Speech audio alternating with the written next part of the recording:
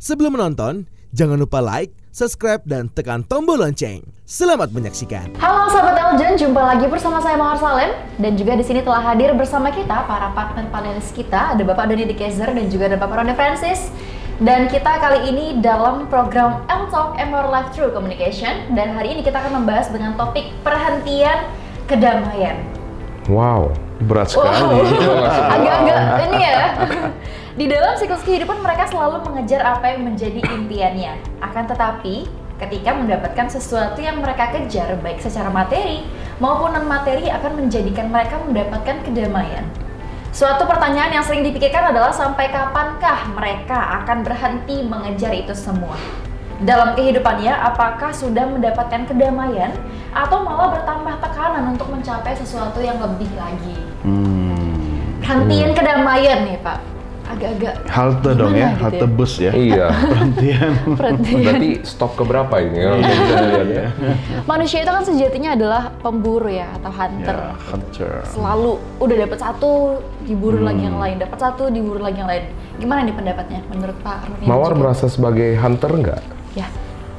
Oke, nah Ya. itu dia. Makanya kan kalau misalnya kita cerita tentang namanya kedamaian, apalagi ini dikaitkan dengan namanya materialisme. Ini adalah sesuatu yang kita pengen dapatkan. Nah kadang-kadang kan orang suka begini loh. Orang itu bilang, gua akan berhenti kalau misalnya udah sampai di sini. Misalkan udah sampai dapat mobil ini aja, udahlah, nggak ngoyo lagi. Tahu-tahu ada iklan mobil baru ya. Iya. Udah sampai di situ temennya bilang, lu kan harusnya bisa yang itu lagi. Iya, oke lah. Lu umur lu baru berapa? Oh iya juga. Kalau gua udah sampai di situ, nanti gua akan berhenti. Janjinya nggak pernah ditepati kan, artinya. Nah, siapa yang menetapkan standar itu dulu yang seharusnya kita tanya. Menetapkan Standar kedamaian ini ya? Iya. Jadi karena kalau misalnya kita bilang gini loh, orang kan selalu bilang, oh ini adalah dari barang dari eksternal yang bisa membuat saya seperti ini. Nah, itu yang membuat kita tergantung dengan kondisi yang ada di luar. Misalnya saya bahagia kalau ya saya akan berdamai kalau saya misalkan anak saya sudah besar. Kalau misalnya anak saya sudah kuliah semua, sudah beres semua, sudah kerja semua, udah happy semua. Nah, itu adalah sesuatu yang didapatkan dari luar. Nah, kalau misalnya belum nyampe, itu apa yang terjadi dong? Masa kita mau nggak namanya bahagia, kita nggak mau namanya damai. Yang namanya damai itu apakah pasti bahagia? Belum tentu. Belum tentu. Belum tentu juga. Tapi namanya damai itu minimal tidak sengsara kan? Iya. Ya, tapi mendapatkan namanya kebahagiaan. Kadang-kadang orang mengasumsikan gini loh, namanya damai itu adalah sesuatu, wah itu pasti udah peristirahatan enak banget. Maksudnya kayak gimana tuh? Udah bahagia, lu kaya, katanya lu sukses, Pasti damai ya. udah punya banyak uang, wah udah tinggal tiong-tiong doang katanya, goyang-goyang kaki, dapat duit, sama kayak gimana? Oh itu bukan damai lagi bro, katanya ya kan? Itu udah sukses luar biasa. Nah inilah yang menjadi tolak ukur orang yang salah. Ketika mereka mencari namanya kedamaian, maka banyak jadi orang stres. Yang ini kalau menurut secara ukuran dari materialisme. Kalau menurut Bro Doni gimana? Kalau saya sederhana saja, hilangkan kata kalaunya. Ya, saya akan bahagia kalau saya akan merasa tenang dan nyaman kalau hilangkan aja. Sederhana kok. Ya, kembali lagi kepada tujuan dia hidup itu. Ya, masing-masing orang kan punya visi dan misi kan, dan apa istilahnya peran dalam setiap kehidupannya. Kalau dulu misalnya saya berpikir, oh saya akan merasa bahagia kalau saya sudah punya minimal properti di tiap kota, ya kan, mobil Eropa di tiap rumah, di garasi rumah saya, ya kan, saya tidak akan pernah mencapai bahagia, ya kan. Contoh misalnya Mawar sedang mendaki gunung, ya. Mawar berpikir ketika saya mencapai puncak gunung, saya akan bisa melihat pemandangan yang sangat indah, dan itu yang membuat saya sangat bahagia. Buat saya nggak harus sampai ke puncak, Mawar. Selama mendaki pun juga saya bisa menikmati keindahan kan, dan itu bisa bikin saya bahagia. Oke, kita masing-masing punya impian dong, ya. Bro Roni misalnya pengen punya target A, B, C, saya juga gitu. Tapi bukan berarti ketika saya belum nyampe ke target saya nggak bahagia. Nah, kenapa? Karena membuang itu tadi, apa istilahnya, syaratnya. bahagia itu bisa kalau begini, nggak bisa. Bahagia tanpa syarat. Bahagia aja. Dan ngapain lu minta bahagia kalau ada syarat? Sementara banyak orang juga dalam hidupnya, saya bercita-cita ingin membahagiakan orang lain. Saya ingin orang tua saya bahagia. Tapi lu nggak bahagia. Mana bisa lu bisa bikin bahagian orang tua lu kalau lu sendiri nggak bahagia. Jadi lu bahagia dulu, baru pasti lu bisa bikin bahagia orang lain. Nah, buang semua kalau, asal. Tapi yang menjadi tolak ukur kedamaian ini tuh selalu dalam bentuk materi ya? Kalau menurut saya enggak sih, dan tiap orang beda-beda. Ya, kayak saya misalnya nggak harus materi, tapi datang ke studio, tahu-tahu Mbak Sheila udah menyuguhkan dengan makanan, bahagia, ya kan? Definisi bahagia Bapak Doni ini makanan sebenarnya. Kan? Mau pulang, ya kan, lagi nggak bawa kendaraan, tahu-tahu ditelepon atau diajak bareng sama Bro Roni gitu kan, loh, bahagia kan? Jadi bahkan orang Indonesia tuh paling gampang bahagia loh, kalau menurut aku loh. Kenapa tuh Pak? Ya karena orang udah kecelakaan aja, tangan kirinya di gips gitu kan, oh alhamdulillah tangan kiri masih tangan kanan bisa buat belajar, nulis gitu kan, semua pokoknya untung gitu. Kenapa kalau kita bisa berpikir seperti itu kok kita masih tidak bisa berhenti untuk mendapatkan sebuah kedamaian? Karena pada prinsipnya manusia itu kan memang makhluk pemburu tadi kan. Ketika mencapai satu hal, dia tidak puas, dia ingin mencapai satu hal yang lain. Makanya tiap orang punya level tolak ukur standar kebahagiaan dan kedamaian berbeda-beda. Nah, mungkin ada satu cerita nih di sini, pernah dengar atau enggak, ada satu film. Wih, lucu banget. Belum. Ini filsuf lu, nggak ada Oh iya. Gua harus dengerin sambil gini dong. Wah, iya. Ada satu filsuf yang namanya Plato, mungkin pernah dengar. Oh iya. Plato ya. Plato punya guru namanya siapa? Plat A. Nah, benar. Kan dia plat O kan? Iya kan, itu plat A. Socrates. Iya, Socrates. Iya. Jadi dia tanya sama gurunya, "Guru, kenapa saya sih belum bahagia? Kan saya belum mendapatkan pasangan. Gimana caranya mendapatkan pasangan terbaik?" Nah, ini juga berlaku nih buat Kakak Mawar untuk memilih namanya pasangan, atau sahabat Eljon di luar sana yang ingin mendapatkan pasangan. Kalau malah dia tambah bingung loh, dari calon yang diseleksi sekarang ini lo masih ngasih informasi kriteria bahagia lagi, artinya Oh iya, benar juga sih ya. Nah, justru itu tujuannya supaya dia tidak memilih lagi, ya kan? Bahkan mematikan seluruhnya yang ada. tapi tenang, dia hebat karena dia punya banyak strategi. Oh, Nah, iya. Coba lanjutkan Tapi bagaimana maunya lebih memilih. pintar untuk gitu Iya. Nah, satu. Jadi kalau pas waktu lagi dibilang sama si gurunya, si Socrates, dia bilang seperti ini.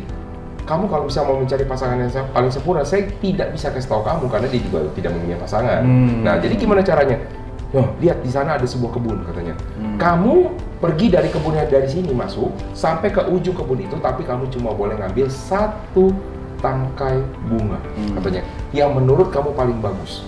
Dan kamu tidak boleh kembali ketika kamu berjalan dari sini ke arah tujuan itu. Oke, dia ngambil pas saya di situ kan. Dia coba pas waktu lagi lihat, pas saya di situ sampai ke ujungnya ditumpuin sama si gurunya, si Socrates di ujungnya. Mana tangkai bunga?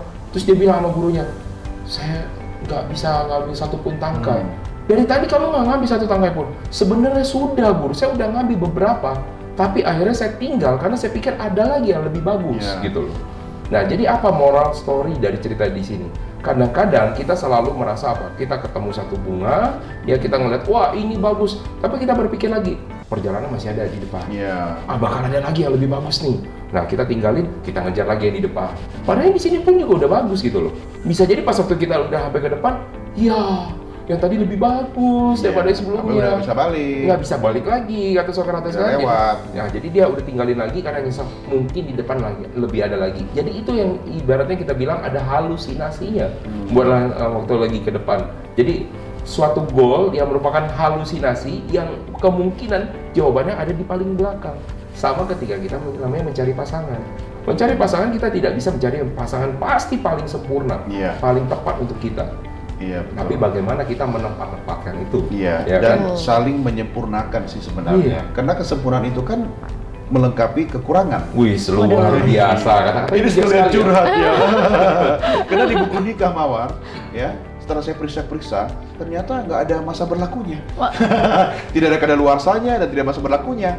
Nah, daripada nanti seperti ceritanya Plato tadi, ya kan, ternyata sudah di ujung kebun, tidak bawa apa-apa, ya mungkin ambil aja yang menurutmu yang terbaik. Mungkin dalam posisi sudah merasa nyaman, ya ada kekurangan, nggak apa-apa, dipupuk sama-sama, ya kan, disiram. Karena beda menyukai sama mencintai.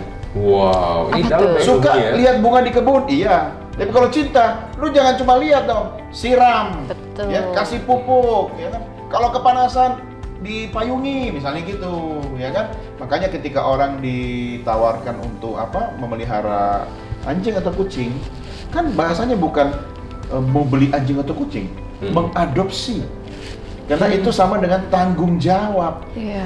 Nah, kalau soal kenyamanan kucing beda, karena kucing mah nggak berhenti makan sama tidur. Iya. Oke, nah ini kita ngomongin kedamaian kebahagiaan itu kan hampir kebanyakan ya Pak. Kebanyakan tuh selalu soal materi, ya Iya. rumah lah, mobil, uang segala macam. Tapi ada orang yang bilang kalau uang tuh tidak menjamin kebahagiaan. Betul, uang tidak menjamin kebahagiaan. Taunya dari mana? Uang nggak menjamin kebahagiaan kalau kita tidak pegang uang itu. Ah. Kalau gua beda bro, uang bisa bikin bahagia selama tahu cara menggunakannya. Itu yang pertama. Yang kedua, uang nggak bisa dibawa mati. Kata siapa? Bisa. Ya, dengan uangmu kamu berbuat kebajikan di dunia ini, di alam berikutmu, ya kan? Uangmu itu jadi jembatan, iya kan? Betul. Satu, balik yang pertama, uang tidak bisa membeli kebahagiaan. Kata siapa? Gue, tapi bukan berarti gue harus punya uang dulu untuk bahagia, enggak, ya kan? Gue nggak punya duit, gue bisa bahagia. Gue ajak anak-anak jalan-jalan ke museum di seluruh Jakarta, happy. Betul. Masuk museum kan cuma 500 rupiah, 500 rupiah bro. Oh ya? Museum negeri kan? Iya, Sampai saat ini? Sampai saat ini. Seluruh museum, nggak pernah ke museum kan? Itu bahagia, murah, sederhana. Ada duit, ajak anak-anak ke Universal Studio. Bisa bahagia nggak? Bisa. Ada duit lagi, ayo kita ke Jepang. Bisa bahagia? Bisa. Ya kan? Jadi kata siapa uang tidak bisa membuat bahagia? Bisa selama kamu tahu cara menggunakannya. Tapi saya setuju juga sama ini. Saya bingung juga sama orang-orang yang bilang uang tidak bisa membeli kebahagiaan. Itu kata orang yang tidak punya duit. Dari mana kata itu berasal gitu? Iya karena kan? Dia belum Bener. merasakan ya. Karena dia belum merasakan. Karena seseorang pasti akan mengambil dan memilih apa yang dia tidak punya. Ya, Kisah Bijak mengatakan ketika di jalan kamu bertemu dengan sahabat atau 1 kilogram emas, yang mana yang kamu ambil? Coba. Kamu pilih yang mana, Mawar? Ketika kamu bertemu dengan sahabat di jalan dan sekeranjang emas, kamu pilih yang mana? Dari matanya dia udah mau ngomong emas. Gak apa-apa, ini bukan benar salah.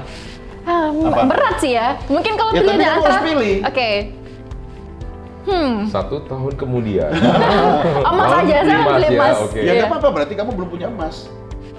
Iya kan? Bukan soal benar salah. Tidak salah kamu memilih emas, jangan aduh nggak enak nanti aku dianggap matre. Benar-benar saja. Ya kamu pilih teman juga nggak salah. Berarti kamu butuh teman, ya kan? Kalau kamu mengambil emas, kamu mungkin temanmu sudah banyak, ya kan? Jadi orang pasti akan memilih apa yang dia tidak punya. Makanya tadi kan kita pernah bahas kan, orang kaya bener, orang kaya palsu, gampang menilainya. Nah soal titik damai tiap orang memang berbeda-beda, tapi bukan berarti dia tidak bisa menciptakan kedamaian dan dia berhenti. Kayak orang makan, berhenti sebelum kenyang, lebih enak. Karena kalau sudah kekenyangan, mahte, udah nggak nikmat lagi yang kita makan tadi. Begitu kan? Bagaimana Pak Suhu? Wah, itu udah berasa pengen mau muntah ya. Iya, Gitu ya. saking kenyangnya kan? Saking kenyangnya.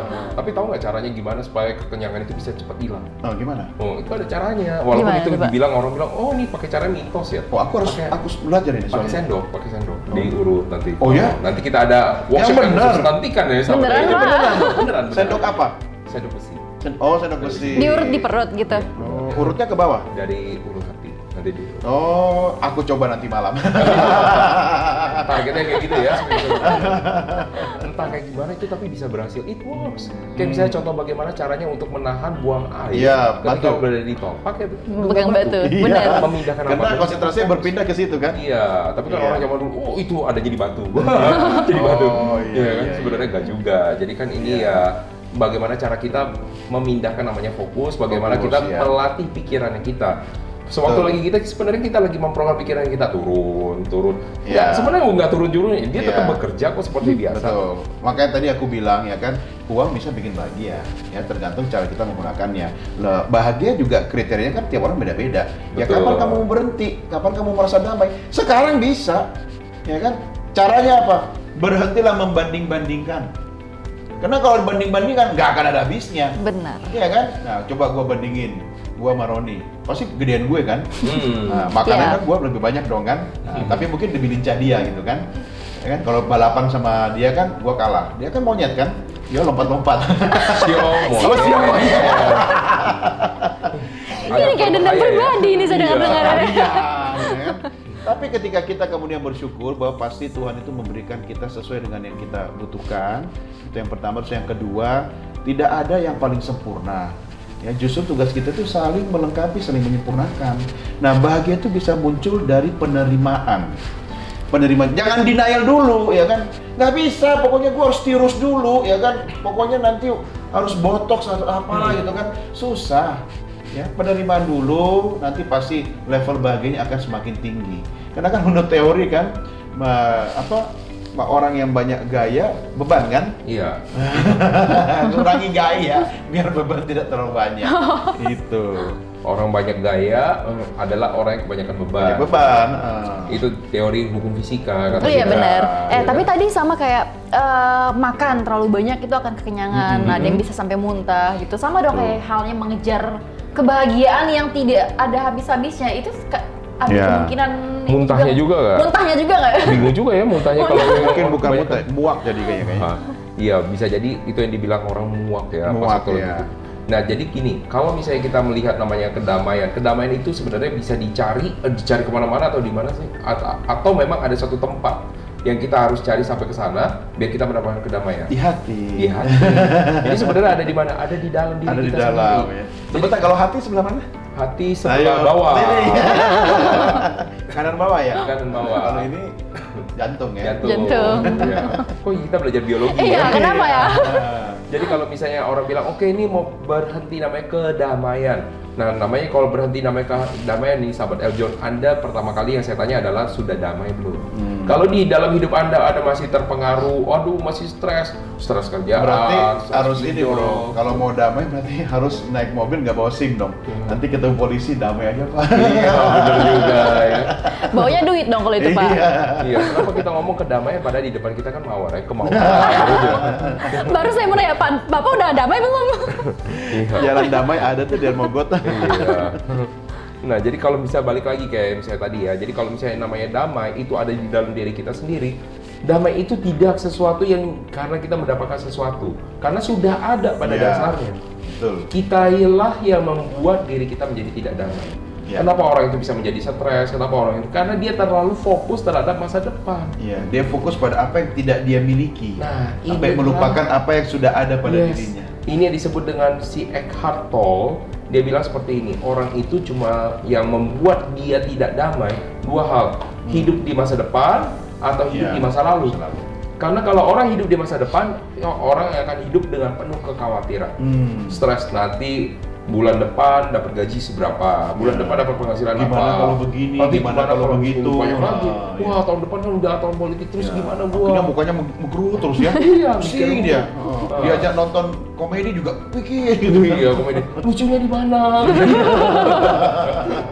Terus yang hidup di masa lalu. Kalau orang hidup di masa lalu, dia akan penuh dengan nama penyesalan. Harusnya dia bisa lebih baik lagi. Kenapa gua nggak dulu begini ya? Iya. Kenapa gua nggak Karena begitu? paling mudah orang itu jadi kritikus. Ya. Coba lihat ketika lagi pemain sepak bola, ya kan, lagi ada orang permainan bola.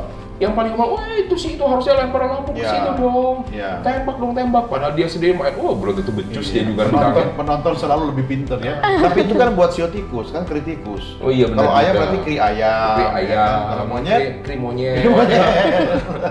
Berarti sebenarnya kalau orang-orang nanya gitu ya, kapan sih waktunya untuk berhenti untuk waktunya mengejar kedamaian, berhenti berburu gitu ya, dan bersyukur. Itu bisa Jadi kapan kata aja. kuncinya adalah saat ini. sekarang Saat juga. Saat ini juga, itu katanya gurunya si Kung Fu Panda. Iya kan, Sifu itu siapa namanya? Yang dari atasnya dari Sifu lagi. Justru Sifunya juga orang nggak sabaran. Oh. Ya kan, di atasnya lagi yang Siapa pura-pura. namanya? Saya lupa. Ukwe. Ukwe, Master Ya, Ukwe. Ukwe. Nah, Master Ukwe bilang apa? Kita harus hidup di saat ini. Ini. Masa lalu adalah yesterday, Sejarah. adalah sejarah. Kalau masa depan adalah Misteri. misteri. Saat ini adalah present. Hadiah. Ya. Jadi hari ini Bijak adalah sekali Bapak ya bijak di sekali. episode kali ini ya. Karena kedamaian sekali. Karena kedamaian. Nah, jadi makanya kalau kita untuk hidup bagaimana supaya cara kita damai adalah menyadari kita saat ini. Iya. Misalnya contoh, Setuju. kita lagi punya banyak sekali beban kerjaan. Ya itu kapan? Mungkin kemarin, mungkin nanti buat yang masa depan.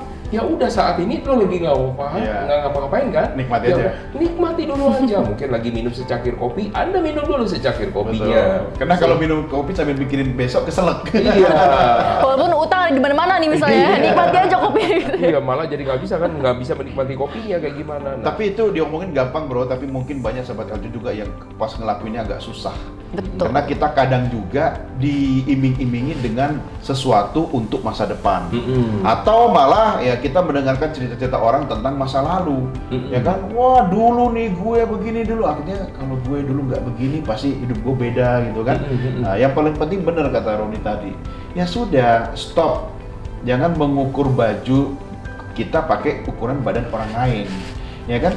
Yang bahaya tuh gini loh, Mawar, ketika kita main ke rumah teman, dia tinggal di rumah petak. Apa itu yang satu deret itu ada berapa pintu kan? Nah, dia dengan istri dan anak-anaknya di situ, ya sederhana sekali. Kemudian hati-hati dengan kata-kata, ya kan? Dia sangat bahagia loh. Dia punya motor tua gitu kan, dan dia menikmati kebahagiaan istrinya. Kita datang, kemudian kita, lu kasihan ya, itu lu gimana itu tinggal kayak begini, ya kan?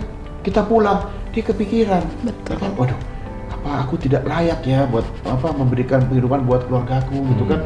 Hati-hati loh dengan kata-kata, ya itu bisa memengaruhi hidup orang. Kemudian kita di sekolah misalnya anak-anak kita kan, ada yang mungkin dengan tas yang bagus, ada yang dengan tempat buku yang bagus. Ih kok kayak gini sih? Dia sebenarnya sudah cukup dengan itu. Dia bahagia dengan itu kan. Tapi karena kata-kata orang lain, akhirnya bisa mempengaruhi dia gitu kan. Nah akhirnya bisanya terjadi yang mempengaruhi ekonominya, ya gengsi tadi. Ya kan, dia harusnya sudah cukup, sudah selesai. Wah, gara-gara mulut orang nih, ya kan, dia kemudian, wah aku harus beli tas baru, aku harus pindah, aku harus cari kontrakan yang lebih representatif gitu kan. Belum tentu dia bahagia. Kenapa? Akhirnya dia terlibat dengan utang lah, dengan masalah gitu kan. Nah kita cukup dengan diri kita sendiri, mulai dari sekarang, dan nggak usah berkomentar atas hidup orang lain. Aku nggak tahu nih, ya kan, yang bikin Mawar bahagia apa. Ya kan, yang bikin Roni bahagia apa? Karena beda-beda tiap orang. Tapi ketika kita ketemu dalam satu meja seperti ini, kita bisa saling membahagiakan. Itu udah lebih dari cukup loh. Super sekali, saudara. Super sekali.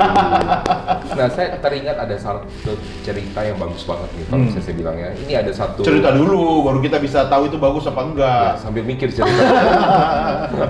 Jadi cerita ini adalah dia punya satu orang anak ya, dan ini anak orang kaya ya.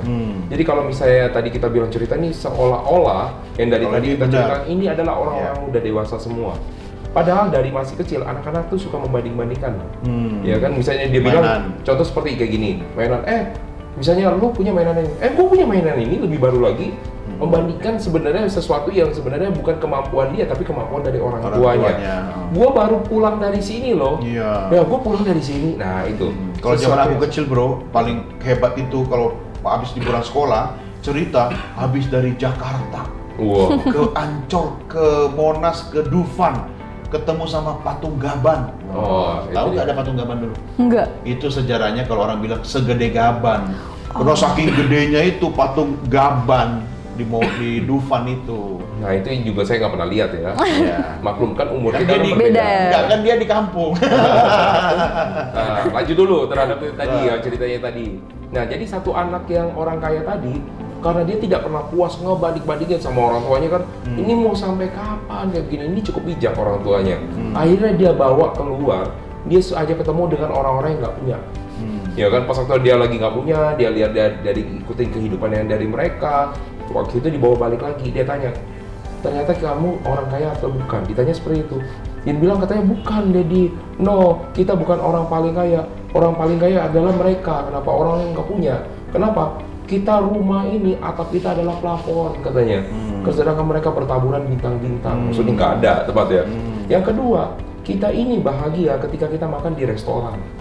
Nah, mereka bisa ngambil di tempat apapun, bisa jadi makan dan mereka sudah bahagia juga, iya betul. Jadi di sini buat mengajarkan apa, bahwa untuk menjadi namanya bahagia sebenarnya bukan karena dari ukuran dari namanya materi, bukan akhirnya mengajarkan kepada kita, udah kalau gitu lu nggak usah cari capek-capek lah, ya kan, nggak usah punya rumah, nggak juga maksudnya.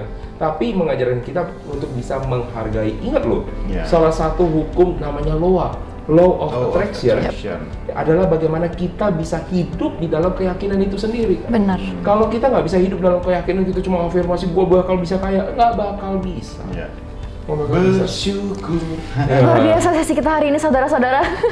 Ya, jadi itu dia tadi ya, sobat-sobat Eljon. Jadi intinya adalah kebahagiaan itu dimana di saat kita bisa bersyukur dan juga dimana kita bisa menghargai orang lain. Jaga ucapan, jaga mulut kita, karena kita tidak pernah tahu tolak ukur kebahagiaan seseorang itu seperti apa. Beda-beda. Nah, semoga ini bisa menjadi pembelajaran untuk sahabat Eljon, dan terima kasih juga sudah mendengarkan pembahasan kita kali ini. Nanti kita akan berjumpa lagi tentunya dalam program L-Talk, Empower Life Through Communication.